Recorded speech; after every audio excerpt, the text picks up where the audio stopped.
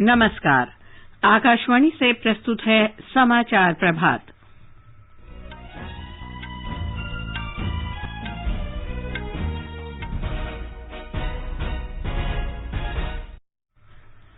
प्रधानमंत्री नरेंद्र मोदी आज सुबह 10:30 बजे वाराणसी में अखिल भारतीय महापौर सम्मेलन का उद्घाटन करेंगे। राष्ट्रपति रामनाथ कोविंद आज ढाका में बांग्लादेश मुक्ति संग्राम के योद्धाओं से मिलेंगे। वे ढाका में पुनर्निर्मित रमणा काली मंदिर का भी उद्घाटन करेंगे। 1971 के युद्ध में पाकिस्तानी सेना ने इसे नष्ट कर दिया था। 2020-21 के दौरान 81 अरब 97 करोड़ डॉलर का अब तक का सबसे अधिक वार्षिक प्रत्यक्ष विदेशी निवेश दर्ज हुआ। चालू वित्त वर्ष के पहले 7 महीनों में देश के चावल निर्यात में 33% से अधिक की वृद्धि हुई। देश में कोविड टीकाकरण का आंकड़ा लगभग 136 करोड़ पर पहुंचा। स्वस्थ होने की दर 98.38% हुई। अमेरिका ने आतंकवाद रोधी प्रयासों के लिए भारत की सराहना की।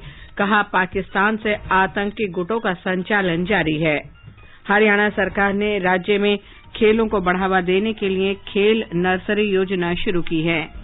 सैफ अंडर-19 चैंपियनशिप में आज ढाका में भारतीय महिला फुटबॉल टीम का मुकाबला मेजबान बांग्लादेश से होगा और भारत अगले वर्ष महिला अंडर-18 और अंडर-19 सैफ फुटबॉल चैंपियनशिप की मेजबानी करेगा।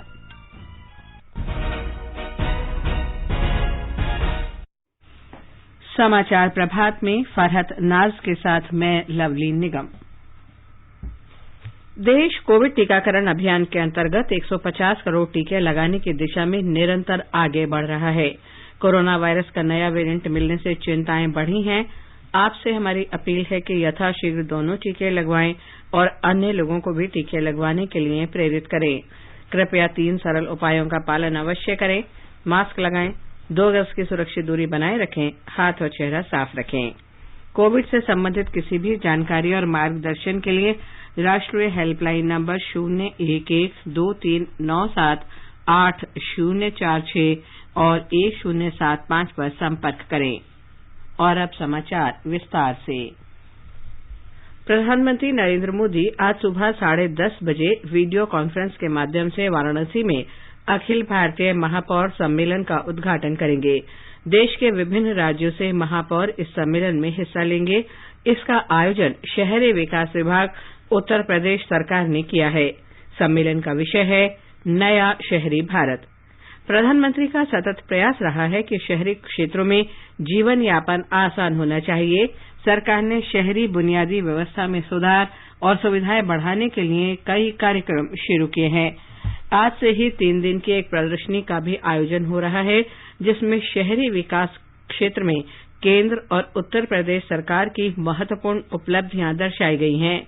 उत्तर प्रदेश के मुख्यमंत्री योगी आदित्यनाथ तथा केंद्रीय शहरी और विकास कार्य मंत्री हरदीप सिंह पुरी इस अवसर पर उपस्थित होंगे। राष्ट्रपति रामनाथ कोविंद आज ढाका में मुक्ति संग्राम सेनानियों मुक्ति योद्धाओं से मिलेंगे। बांग्लादेश की 3 दिन की यात्रा संपन्न करने से पहले आज श्री कोविंद ढाका में रमना काली मंदिर का उद्घाटन करेंगे। 1971 के मुक्ति संग्राम के दौरान पाकिस्तानी सेना ने इसे नष्ट कर दिया था। बांग्लादेश की संसद का कल शाम संबोधित करते हुए श्री कोविंद ने कहा कि भारत ने हमेशा बांग्लादेश के साथ मित्रता को सर्वोच्च प्राथमिकता दी है। दोनों देशों के बीच 50 वर्ष की मित्रता का उल्लेख करते हुए श्री कोविंद ने कहा कि ये मैत्री असाधारण चुनौतियों के दौर में शुरू हुई थी और इस संबंध को और प्रगाढ़ करने का समय आ गया है। India has always attached the highest priority to its friendship with Bangladesh. We remain committed to doing all we can to help realize full potential of our friendship. In recent years, we have seen a steady expansion of trade, economic cooperation, people-to-people ties, student exchanges, and extensive engagements across multiple areas of activity. These are guarantees of a sustainable, deep friendship based on mutual respect, sovereign equality, and our respective long-term interests. राष्ट्रपति श्री कोविंद ने बांग्लादेश की स्वतंत्रता के लिए भारतीय सैनिकों और मुक्ति वाहिनी के जवानों के बलिदान का स्मरण किया। हमारे संवाददाता की रिपोर्ट। राष्ट्रपति रामनाथ कोविंद ने अपने भाषण की शुरुआत बंगाली में अभिवादन के साथ करते हुए कहा कि भारत दोनों देशों के बीच दोस्ती को नई ऊंचाइयों पर ले जाने के लिए प्रतिबद्ध है। श्री कोविंद ने कहा कि स्वतंत्रता संग्राम के दौरान बांग्लादेशी लोगों का स्वतंत्रता के लिए संघर्ष भारतीयों के दिलों में एक विशेष स्थान रखता है। श्री कोविंद ने कहा कि वह बांग्लादेश के लोगों की स्वतंत्रता के लिए उनके विश्वास और साहस से बहुत प्रेरित हुए थे। राष्ट्रपति ने कहा कि हालांकि दोनों देशों की साझेदारी असाधारण चुनौतियों के साथ शुरू हुई थी, लेकिन अब समय आ गया है कि 50 साल पुरानी भारत बांग्लादेश दोस्ती के स्तर को और भी नई ऊंचाइयों पर ले जाया जाए। राजेश झा के साथ आकाशवाणी समाचार के लिए ढाका से संजीव कुमार सिंह। गृह मंत्री अमित शाह आज एक दिन के दौरे पर लखनऊ जाएंगे। वे आज दोपहर लखनऊ में जनसभा को संबोधित करेंगे। श्री अमित शाह उत्तर प्रदेश कोऑपरेटिव बैंक की 23 नई शाखाओं का उद्घाटन करेंगे। वे उत्तर प्रदेश राज्य वेयर हाउसिंग कॉरपोरेशन के 29 गोदामों का भी लोकार्पण करेंगे। शाम को श्री शाह 7वें राष्ट्रीय सहकार भारती सम्मेलन के उद्घाटन समारोह में शामिल होंगे। केंद्रीय वित्त मंत्री निर्मला सीतारामन आगामी आम बजट 2022-23 के संबंध में विभिन्न क्षेत्रों के हितधारकों के साथ आज बजट पूर्व परामर्श बैठक की अध्यक्षता करेंगी। ये बैठक वर्चुअल माध्यम से आयोजित की जाएगी। श्रीमती सीतारामन सेवाओं और व्यापार क्षेत्र के प्रतिनिधियों, उद्योग, बुनियादी ढांचे और जलवायु परिवर्तन के विशेषज्ञों के साथ परामर्श करेंगी। लोकसभा में आज राष्ट्रीय डोपिंग रोधी विधेयक 2021, वन्य जीव संरक्षण संशोधन विधेयक 2021 तथा चार्टर्ड अकाउंटेंट लागत और संकर्म लेखपाल और कंपनी सचिव संशोधन विधेयक पेश होने के लिए सूचीबद्ध है। लोकसभा में वर्ष 2021-22 के लिए अनुपूरक अनुदान मांग दूसरे बैच पर आगे चर्चा होगी तथा मतदान होगा। राज्यसभा में आज सुलह विधेयक 2021 पेश होने के लिए सूचीबद्ध है। देश में वित्तीय वर्ष 2020-21 में 81 अरब 97 करोड़ डॉलर का प्रत्यक्ष विदेशी निवेश हुआ है। ये अब तक का सबसे अधिक वार्षिक निवेश है। वाणिज्य और उद्योग मंत्रालय ने बताया कि पिछले 7 वित्तीय वर्षों में 440 अरब डॉलर का प्रत्यक्ष विदेशी निवेश हुआ, जो पिछले 21 वर्ष के कुल प्रत्यक्ष विदेशी निवेश का 58% है। मंत्रालय ने बताया कि सिंगापुर, मॉरिशस, अमरीका, नीदरलैंड्स और जापान से अधिक प्रत्यक्ष विदेशी निवेश मिला। सबसे अधिक निवेश कंप्यूटर, सॉफ्टवेयर और हार्डवेयर क्षेत्र में किया गया। इसके बाद सेवा, व्यापार और दूरसंचार क्षेत्र आते हैं। देश में चालू वित्त वर्ष के पहले 7 महीने में चावल का निर्यात 33% बढ़कर 11 करोड़ 79 लाख टन हो गया है। वाणिज्य और उद्योग मंत्रालय ने कहा है कि चालू वित्त वर्ष में भारत का चावल निर्यात 2020-21 में हुए 17 करोड़ 72 लाख टन को पार करने की संभावना है। मंत्रालय ने कहा है कि भारत का चावल निर्यात अफ्रीकी, एशियाई और यूरोपीय संघ के बाजारों में लगातार बढ़ रहा है। प्रधानमंत्री नरेंद्र मोदी ने जीरो बजट आधारित प्राकृतिक खेती सहित कृषि और खाद्य प्रसंस्करण के विभिन्न मुद्दों पर जोर दिया है। वीडियो कॉन्फ्रेंस के माध्यम से गुजरात के आणंद में कृषि और खाद्य प्रसंस्करण पर राष्ट्रीय सम्मेलन में श्री मोदी ने कहा कि खेती में बदलाव लाने और कृषि आधारित स्वच्छ ऊर्जा के लिए जीरो बजट वाली प्राकृतिक खेती और प्रौद्योगिकी की अहम भूमिका है। प्रधानमंत्री ने किसानों से बड़े पैमाने पर जैविक और प्राकृतिक खेती अपनाने की अपील की है। क्लाइमेट चेंज समिट में मैंने दुनिया से लाइफस्टाइल फॉर एनवायरमेंट यानी लाइफ को ग्लोबल मिशन बनाने का आह्वान किया। 21वीं सदी में इसका नेतृत्व भारत करने वाला है, भारत का किसान करने वाला है। आइए आजादी के अमृत महोत्सव में मां भारती की धरा को रासायनिक खाद और कीटनाशकों से मुक्त करने का संकल्प लें। ग्रामीण विकास मंत्री गिरिराज सिंह ने भूमि अधिग्रहण परियोजनाओं में राज्यों और केंद्र शासित प्रदेशों की रैंकिंग के लिए प्रबंधन सूचना प्रणाली MIS पोर्टल की शुरुआत की है।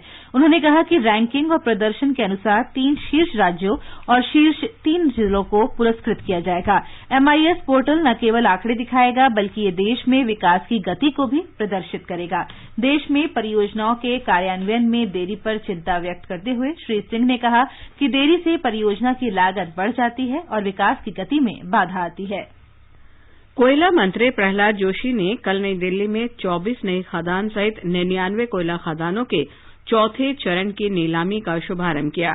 श्री जोशी ने कोयला खदानों की पहले ही सफल बोली लगा चुके लोगों से इस क्षेत्र में आत्मनिर्भरता प्राप्त करने के लिए जल्द से जल्द उत्पादन शुरू करने को कहा।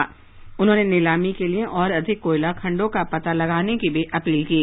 99 खदानों में से 59 खदानों का पूरी तरह से पता लगाया जा चुका है, जबकि 40 का आंशिक रूप से पता लगा है।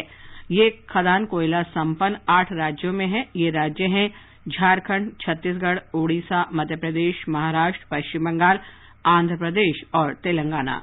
परमाणु ऊर्जा तथा अंतरिक्ष राज्य मंत्री डॉक्टर जितेंद्र सिंह ने कहा कि भारतीय अंतरिक्ष अनुसंधान संगठन इसरो ने वर्ष 2021-23 के दौरान विदेशी उपग्रहों को प्रक्षेपित करने के लिए 4 देशों के साथ 6 समझौते किए हैं। राज्यसभा में एक प्रश्न के लिखित उत्तर में डॉक्टर सिंह ने बताया कि वाणिज्यिक आधार पर इन विदेशी उपग्रहों के प्रक्षेपण से लगभग 13 करोड़ 20 लाख यूरो की आय होगी। ये समाचार आकाशवाणी से प्रसारित किए जा रहे हैं। हर जोखिम से निकल कर फसल आए, सुरक्षित हो जाए।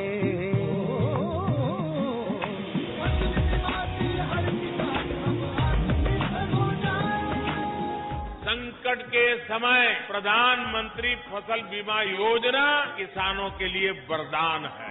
अब सूखा पड़े या बाढ़ आ जाए, कोई डर नहीं। अब ओले पड़े या कीट पतंगे फसल खा जाए, कोई फिक्र नहीं, क्योंकि हमने लिया है प्रधानमंत्री फसल बीमा। बुआई से फसल कटाई तक हर जोखिम का दावा, न्यूनतम प्रीमियम पर अधिकतम भुगतान का वादा। योजना से हर साल जुड़ रहे हैं 5 करोड़ से ज्यादा किसान। अब आपकी है बारी। नजदीकी कृषि कार्यालय, सहकारी समिति, बैंक शाखा, अधिकृत बीमा कंपनी या जन सेवा केंद्र में स्वेच्छा से करा सकते हैं पंजीकरण। फसल बीमा पोर्टल या फसल बीमा ऐप द्वारा भी कराया जा सकता है पंजीकरण। प्रधानमंत्री फसल बीमा योजना, आपकी फसलों का संपूर्ण सुरक्षा कवच। कृषि एवं किसान कल्याण मंत्रालय, भारत सरकार। माँ कब आएगा? अभी आएगा। अरे बोलो ना माँ, कब आएगा? बोला ना, अभी आ जाएगा। ये ले, आ गया कुआं। अरे कुआं नहीं माँ, हमारे घर नल से जल कब आएगा? नल से? अरे गुड्डी, बहुत जल्दी आएगा पानी। जल जीवन मिशन आ चुका है। हम 1 कदम उठाएंगे तो सरकार 10 कदम उठाएगी। सच? तुम्हारे मुंह में घी शक्कर। घी शक्कर नहीं माँ, स्वच्छ जल। 2024 तक देश के सभी 19 करोड़ घरों में पहुंचेगा पीने का साफ पानी। अब होगा हर घर जल। जल जीवन मिशन, जल शक्ति मंत्रालय, भारत सरकार। समाचार प्रभात में आपका फिर स्वागत है। देश में अब तक 135 करोड़ 91 लाख से अधिक कोविड रोधी टीके लगाए जा चुके हैं। इनमें 82 करोड़ 25 लाख से अधिक टीके पहली डोज के रूप में और 53 करोड़ 65 लाख से अधिक दूसरी डोज के रूप में लगाए गए हैं। केंद्रीय स्वास्थ्य मंत्रालय ने बताया कि कल 62 लाख से अधिक टीके लगाए गए। महाराष्ट्र के पिछड़े जनजातीय क्षेत्र पालघर जिले के जवाहर तहसील के दूर दराज के इलाकों में कोविड टीकों की आपूर्ति के लिए पहली बार ड्रोन का इस्तेमाल किया गया है। ये प्रयोग सफल साबित हुआ है। ड्रोन के माध्यम से टीकों की खेप जनजातीय क्षेत्रों में पहुंच सकी है और 300 लोगों को टीका लगाया जा सका। एक रिपोर्ट।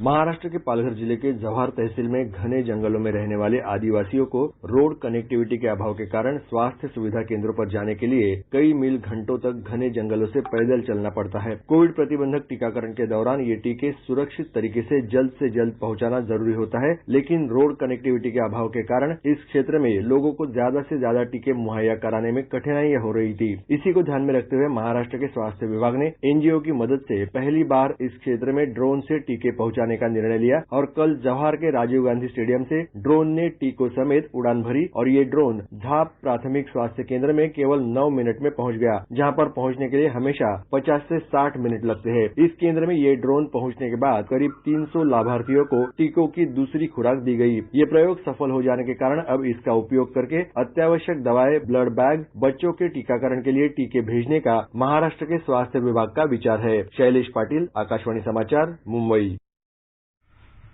आकाशवाणी का समाचार सेवा प्रभाग विशेष वर्षांत श्रृंखला के अंतर्गत वर्ष 2021 की झलकियां प्रस्तुत कर रहा है। आंतरिक सुरक्षा क्षेत्र पर विशेष रूप से ध्यान दिया जाता रहा है। आज हम चर्चा करेंगे प्रधानमंत्री नरेंद्र मोदी के कुशल नेतृत्व में आंतरिक सुरक्षा कैसे मजबूत हुई है। इस वर्ष जुलाई महीने में सीमा सुरक्षा बल के 18वें अधिष्ठापन समारोह में गृह मंत्री अमित शाह ने कहा था कि श्री नरेंद्र मोदी के प्रधानमंत्री बनने के बाद भारत को एक स्वतंत्र सुरक्षा नीति मिली है। जहां जहां पर भी सीमा पर अतिक्रमण करने का प्रयास हुआ, जहां जहां भी हमारे सीमा सुरक्षा बल या कोई सीएपीएफ के जवान पर घात करने का प्रयास हुआ, हमने तुरंत ही जवाबी कार्यवाही की है और हमारे जवान और हमारी सीमा दोनों को कोई हल्के से नहीं ले सकता। इसका उदाहरण भारत ने हमेशा पूरा करने का प्रयास किया है। जब उरी में हमला हुआ, पुलवामा में हमला हुआ और उसी वक्त भारत सरकार ने मोदी जी के नेतृत्व में एक मजबूत निर्णय करते हुए एयर स्ट्राइक और सर्जिकल स्ट्राइक करके उसका जो जवाब दिया, इसकी पूरी दुनिया भूरी भूरी प्रशंसा करती है।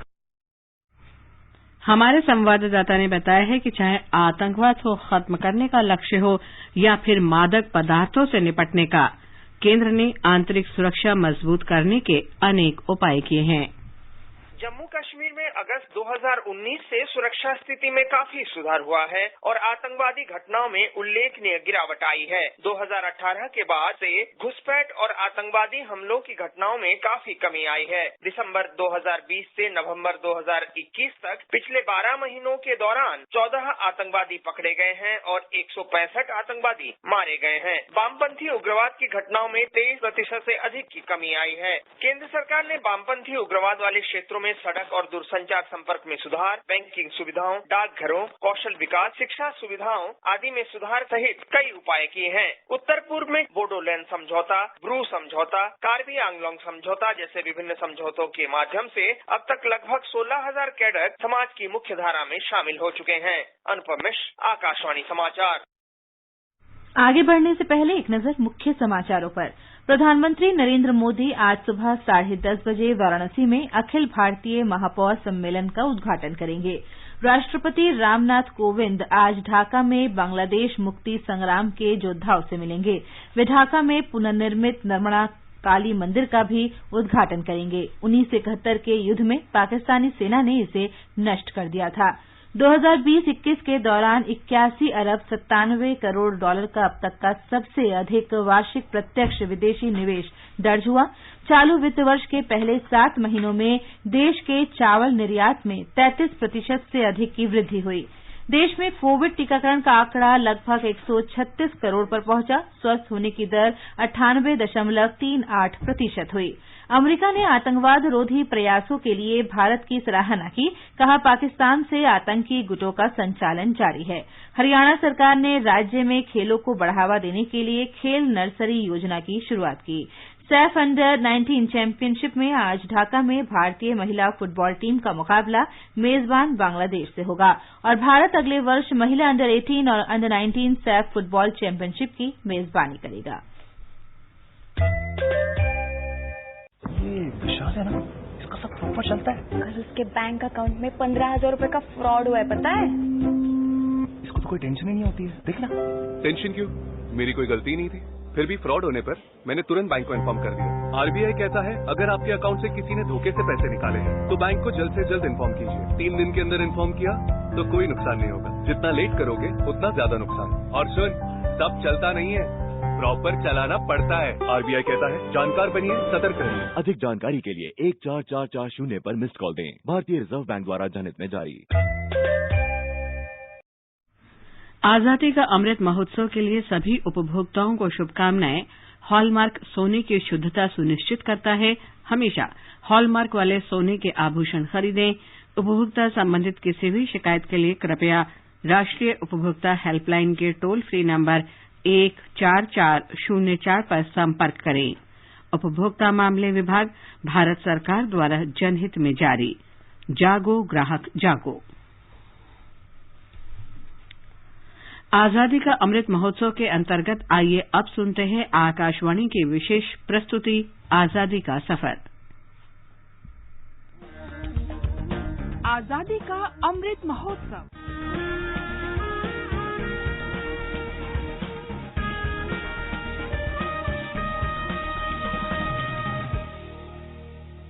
आजादी का सफर आकाशवाणी के संग। भारत का शानदार स्वाधीनता संघर्ष आधुनिक विश्व के महानतम संघर्षों में से एक है। आकाशवाणी से हम आपके लिए रोजाना ला रहे हैं इस शानदार संघर्ष की झलक।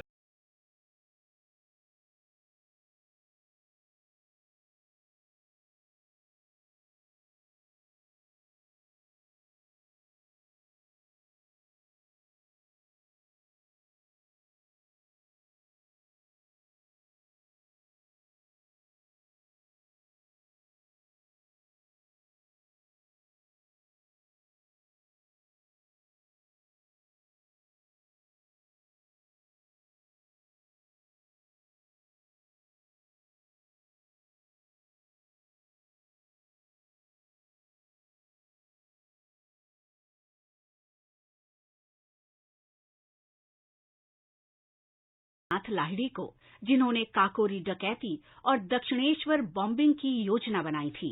राजेंद्र नाथ लाहिड़ी का जन्म 29 जून 1901 को बंगाल प्रेसिडेंसी के पबना जिले में हुआ था। अध्ययन के लिए उन्हें वाराणसी भेज दिया गया। पढ़ाई के दौरान लाहिड़ी हिंदुस्तान रिपब्लिकन एसोसिएशन यानी HRA के सह संस्थापक सचिंद्र नाथ सान्याल के संपर्क में आए और इस प्रकार उनका क्रांतिकारी जीवन आरंभ हुआ। लाहिड़ी वाराणसी में HRA के जिला आयोजक बने। उन्होंने चारू, जवाहर और जुगल किशोर जैसे कई छद्म नामों का उपयोग किया।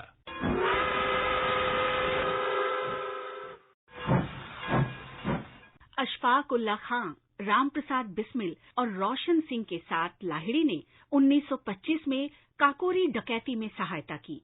लाहिड़ी ने ही दूसरे दर्जे के डिब्बे से चेन खींचकर ट्रेन रोकी थी और फिर क्रांतिकारियों के कार्य में सहायता भी की।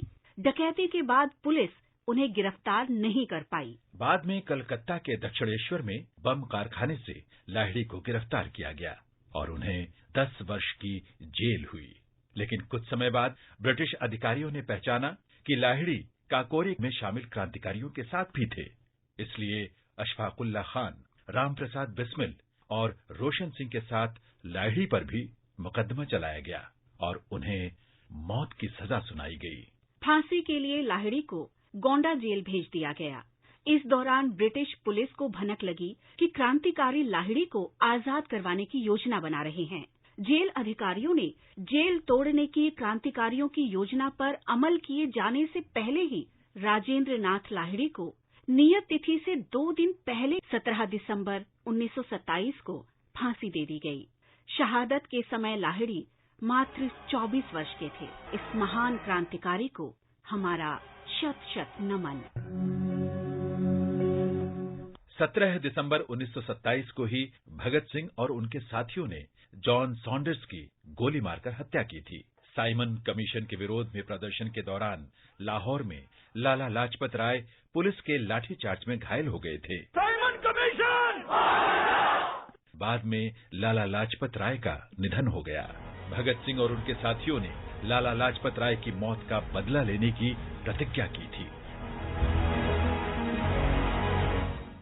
भगत सिंह ने शिवराम राजगुरु, सुखदेव थापर और चंद्रशेखर आजाद जैसे क्रांतिकारियों के साथ मिलकर जेम्स स्कॉट को मारने की योजना बनाई।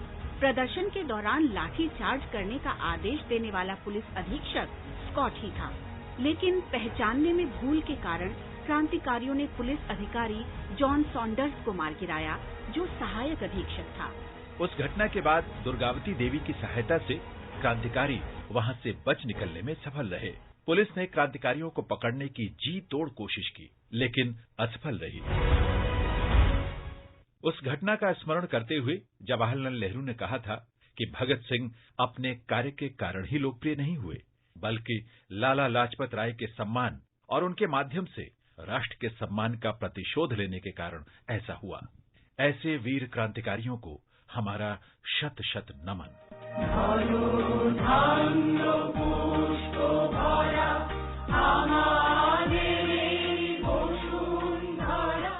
हम आज क्रांतिकारी पत्रकार और श्री अरविंदो के निकट सहयोगी सखाराम गणेश देउस्कर को भी स्मरण कर रहे हैं।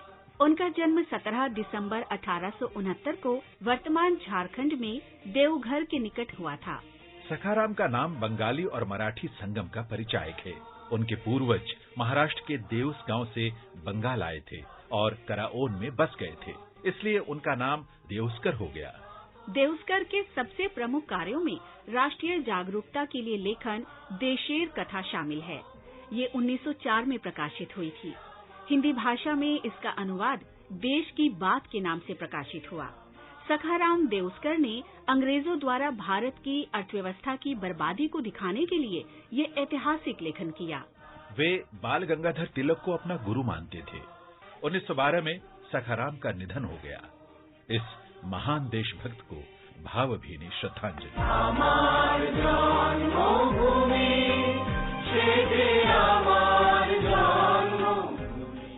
आजादी का सफर आकाशवाणी के संग श्रृंखला में आज बस इतना ही। कल फिर मिलेंगे नई कड़ी के साथ।